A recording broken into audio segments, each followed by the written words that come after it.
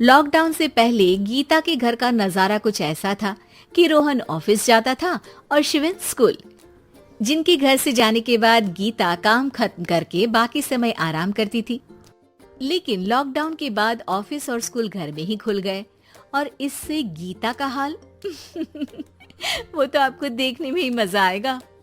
शिविन, ओ शिविन, महाराज उठने के लिए क्या 21 तोपों की सलामी लेंगे?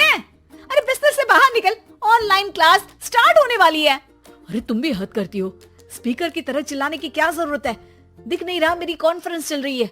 अब कैमरा और स्पीकर ऑन कर रहा हूँ, मुझे कोई शोर नहीं चाहिए।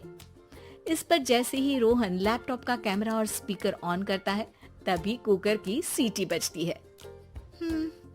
करा लो अब इसे चुप। लॉकडाउन नहीं हुआ, मेरी मौत का फरमान जारी हो गया। दोनों बाप बेटे ने नाक में दम किया हुआ है। ऐसा बोलकर गीता वहां से शिविन के कमरे में पहुंच जाती है, जहां शिविन अभी भी सो रहा होता है। ओ आलसी, अब अगर 5 मिनट में नहीं उठाना तो आज तेरा गेम और यूट्यूब कैंसिल। माँ की बात सुनकर शिविन बिना 1 मिनट गंवाए उठ खड़ा होता है। उठ गया, अभी नहाकर भी आता हूँ।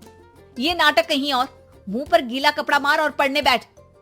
शिविन की ऑनलाइन क्लास स्टार्ट हो जाती है, जिस पर गीता उसे वहां बिठाकर रसोई में चली जाती है। थोड़ी देर में उसे कमरे से कुछ आवाज सुनाई देती है, जिसे सुनकर वो कमरे में वापस आती है। हाय राम, तुझे क्लास अटेंड करने के लिए बोला था, कैमरा ऑफ करके बिस्तर पर नाचने के लिए नहीं बोला था। मम्मी मुझे कुछ समझ नहीं आ रहा, आप बाद में पढ़ा देना ना, वैसे भी अटेंडेंस तो लगी गई है। हाँ बेटा, जरूर बन जा, तू अभी से हम सबका बाप बन जा। अरे नहीं मतलब कहाँ से लाते हो इतना दिमाग, और पढ़ाई करते हुए ये चला कहाँ जाता है? नाइस क्वेश्चन, दिमाग से पूछकर बता दूंगा।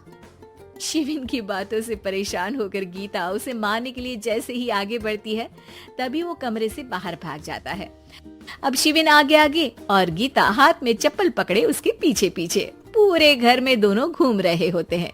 इसी बीच वो रोहन के पास पहुंच जाता है और शिविन को मारने वाली चप्पल रोहन के लैपटॉप पर जाकर गिरती है। ओए माँ! मम्मी, अब पापा को चप्पल मार रही हो? वो आज तक के रिपोर्टर, चुपचाप जाकर क्लास अटेंड कर ले, नहीं तो अगली तेरे पीछे लगेगी। इस पर शिविन वहां से चला जाता है, जिसके बाद रोहन गीता से कहता है, इस सर्कस के लिए कुछ बोलना चाहोगी?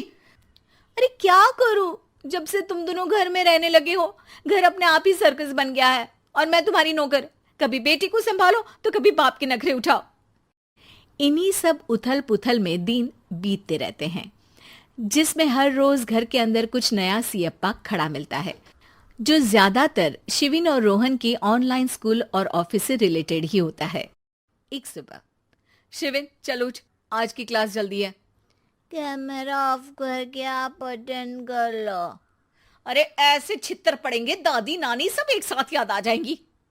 गीता की लाख मशक्कतों के बाद क्लास तो खत्म हो जाती है, लेकिन उसके बाद शिविन फोन इस्तेमाल करते हुए इंस्टाग्राम रील बनाने लगता है।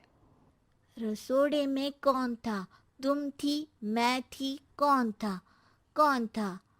हाँ, मैं गरीब हूँ। अरे ओ गरीब के बेटे, आजा, मैं बनाती हूँ तुझे गरीब। मैं बताती हूँ रसोड़े में कौन था। पढ़ाई करने बोलो तो इनकी माँ मर जाती है, और ये पागलपंतियां जितनी मर्जी करा लो।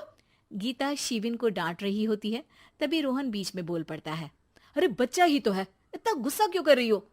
बेटे का साथ देने की इसी एक कोशिश में अब शिविन के साथ साथ रोहन भी गीता के गुस्से की सूली पर चढ़ जाता है। अगर बेटे पर इतना ही प्यार आ रहा है तो इसे क्लास अटेंड क्यों नहीं कराते, इसका होमवर्क क्यों नहीं कराते? उस समय तो बहुत जल्दी मीटिंग आ जाती है, वो काम मैं करूं और यहाँ इस बेफिजुली की चीज में तरफदारी करके बन जाओ महान। हे भगवान, कोई तो इनके ऑफिस और स्कूल खुलवाओ, मैं इन्हें और घर में नहीं सह सकती। अरे कुछ और मांग लेती, क्योंकि तुम्हारी ये विश इस साल तो पूरी होने से रही, कोरोना। हाय नास पिटे ने जिंदगी ही बर्बाद कर दी। खाए कोई पचाए कोई, कल मुझे चुन चुन कर सबको मेरी बद्दुआ लगेगी। उन्होंने दुनिया का और इन बाप बेटे दोनों ने मेरा जीना मुश्किल कर दिया। गीता वहां से चली जाती है, जिसके बाद रोहन शिविन से कहता है, अरे तुम्हारी मम्मी इतनी भड़की हुई क्यों है? आपकी वजह से पूरा समय घर में रहते हो और उस पर कोई काम कराने की जगह बस ऑर्डर देते रहते हो। अच्छा बेटे, सारा इल्जाम मुझ पर? पूरा दिन तो वो तुम पर ही चिल्लाती है। हाँ, मतलब दोनों का 50-50 है, कुछ करना पड़ेगा। वो कहते ना, make the best out of worst. I have an idea. वैसे तुम्हारी माँ सही कहती है, बहुत जुबान चलाने लगे हो, कम बोला करो। अगली सुबह रोहन और शिविन अपनी गलती को सुधारने के लिए गीता के उठने से पहले घर का आधा काम खत्म कर देते हैं, जिसे देखकर गीता खुश हो जाती है और फिर बाकी बचा काम वो तीनों मिलकर पूरा कर लेते हैं।